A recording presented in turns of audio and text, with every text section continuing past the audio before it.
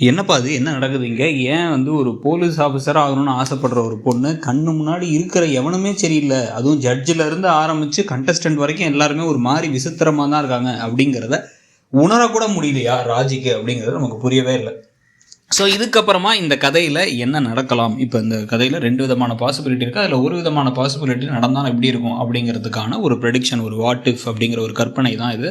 So இப்போ ராஜிக்கு ஒரே குழப்பமாக இருக்குது. இந்த இடம் வந்து சரியில்லையா, இங்கே நடக்கிறதெல்லாம் ஏன் இப்படி ஒரு மாதிரி விசித்திரமாக இருக்குது? ஒரு காம்படிஷன் வந்துட்டு முத நாளே பார்ட்டி பண்ணிகிட்டு இருக்கானுங்க, சில் பண்ணுங்க அப்படின்னு சொல்லிட்டு எல்லாத்துக்கும் சரக்கை கொடுத்து டான்ஸ் ஆடிக்கிட்டு இருக்காங்க.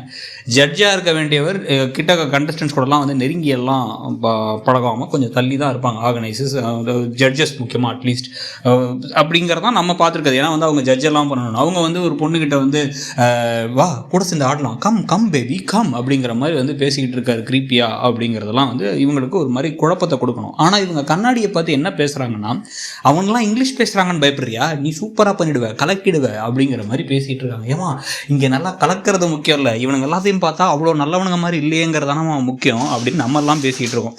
ஸோ இது நடந்து முடிஞ்சதுக்கு பிறகு தான் வந்து பார்த்திங்க அப்படின்னா, இப்போ கதிர் கால் பண்ணி 2-3 தடவை ஃபோன் பண்ணி எங்கே இருக்க என்ன இருக்க எல்லாம் ஓகேவான்னு கேட்கும் பொழுது இவங்களுக்கு பேசுகிற விதத்துலேயே ஒரு குழப்பம் தெரியுது, ஒரு மாதிரி பயம் தெரியுதுங்கிறத அவர் உணர்ந்து, சரி ஓகே நம்ம வந்து அவசரப்பட்டோம், நம்ம வந்து தனியாக அனுப்பியிருந்துருக்கக்கூடாது, நம்மளும் கூட சேர்ந்து போயிடலாம், அதான் பெட்டர் அப்படின்னு சொல்லிட்டு இப்போ அவர் கிளம்பி அங்கே சென்னைக்கு வரலாம் அப்படின்னு கார் எடுத்து கிளம்பி வர, அவர் கிளம்பி வரும் பொழுது இங்கே வந்து பார்த்திங்க அப்படின்னா இப்போ அடுத்த நாள் காம்படிஷன் அப்படின்னு கூப்பிட்டு போயிட்டு ஆடிஷனில் டான்ஸ் ஆடி காமிங்க, இதுதான் உங்களுக்கு ஆடிஷன்ஸ் இது அப்படிங்கிறாங்க. அதாவது ஆடிஷனே நடத்துறதுக்கு முன்னாடியே கையெழுத்து வாங்கி வெளில போகக்கூடாதுன்னு யாராவது சொல்லுவாங்களா அப்படிங்கிறதே நமக்கு ஒன்றும் புரியல.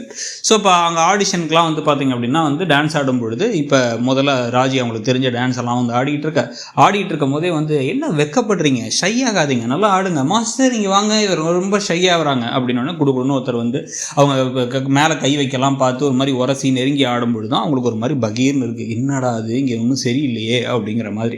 ஸோ இந்த சமயத்தில் வந்து பேர் பண்ணி ஆடணும், முதல் ரவுண்டே வந்து பேர் ரவுண்ட் அப்படின்னு இந்த சந்தோஷம் ஒருத்தர் வந்திருக்காருல, பாகியலட்சுமி சீரியலில் ஆகாஷாக இருந்தார். ஸோ அவரை கூப்பிட்டு வந்து நீங்கள் தான் வந்து பேராக இருக்க போகிறீங்க அப்படின்னு சொல்ல அவர் ஒரு மாதிரி ஃப்ளர்ட் பண்ணுறதெல்லாம் பண்ணிவிட்டு கூட வந்து டான்ஸ் ஆடும் பொழுது வந்து பார்த்திங்க அப்படின்னா வந்து அவருமே ஒரு மாதிரி விசித்திரமாக நடந்துக்கிட்டு இருக்கார்.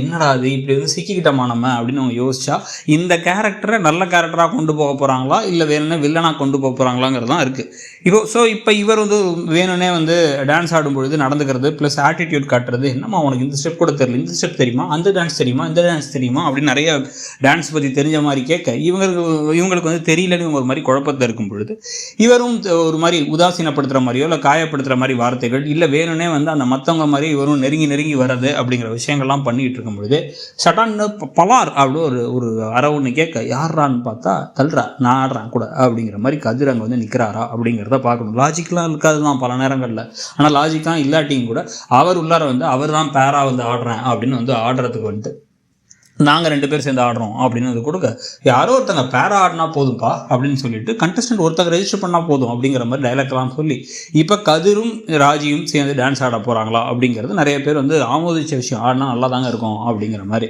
ஸோ இப்போ இவங்க 2 பேரும் சேர்ந்து கதிருக்கு ராஜி டான்ஸை சொல்லி கொடுக்குற காட்சிகள்லேயே வந்து பார்த்திங்க அப்படின்னா வந்து அவர் கற்றுக்கிறது, அவர் முதல்ல கொஞ்சம் பதட்டப்படுறது, அவருக்கும் வந்து இதெல்லாம் புதுசாக இருக்கிறது, அதுக்கு பிறகு வந்து அவரும் நல்லா கற்றுக்கிட்டு ஒவ்வொரு ஸ்டெப்பாக நல்லா டான்ஸ் ஆடிட்டு கடைசி ரவுண்டில் தனியாக ஆடணும் அப்படிங்கும் போது ராஜி சூப்பராக ஆடி இந்த காம்படிஷனை ஜெயிச்சாலும் இவங்க வந்து பாதியில் விடமாட்டேன் அப்படிங்கிற மாதிரி சொல்கிறது, இல்லை அதுக்கு நடுவிலே பாதியில் விடமாட்டேன்னு சொல்கிறது, 10 லட்ச ரூபா பரிசெல்லாம் கிடையாது, அதெல்லாம் வந்து சும்மா ஒரு இதுக்காக சொன்னோம், 10 லட்ச ரூபா மதிப்புள்ள இந்த சரோஜா தேவி யூஸ் பண்ண சோப்பு டப்பா அப்படின்னு சொல்லிட்டு அந்த பிதாமகன் சொல்கிற மாதிரி ஏதாச்சும் டம்மியாக பரிசுகளை கொடுத்துட்டு அதுக்கு பதிலாக அவங்களுக்கு சினிமாவில் வந்து கான்ட்ராக்ட் கிடைக்கும், இவங்க கூட நடிக்கிறீங்களான்னு பிரச்சனை பண்ணதுக்கப்புறமா சரி விடு இதெல்லாம் வேணாம் நமக்கு அப்படின்னு அங்கே சண்டையெல்லாம் போட்டுட்டு ராஜியும் கதிரும் திருப்பி வரப்போகிறாங்களாங்கிறது தான் பார்க்கணும். அப்படி நடக்கிறது தான் வாய்ப்பு அதிகம் மாதிரி தெரியுது. ஏன்னா வந்து இங்கே இருக்கவங்கள பார்த்தா ஒழுங்காக இருக்க மாதிரி தெரியல, இவங்க 10 லட்ச ரூபா கொடுக்குற மாதிரியும் தெரியல. ஆனால் உங்களுக்கு என்ன தோணுது அப்படிங்கிறதையும் சொல்லுங்கள், நம்மளுடைய ப்ரெடிக்ஷன் எப்படி இருந்துச்சுங்கிறதையும் சொல்லிட்டு மறக்காமல் அப்படியே இடம்பொருள் சேனலையும் சப்ஸ்கிரைப் பண்ணிக்கோங்க. தேங்க்யூ.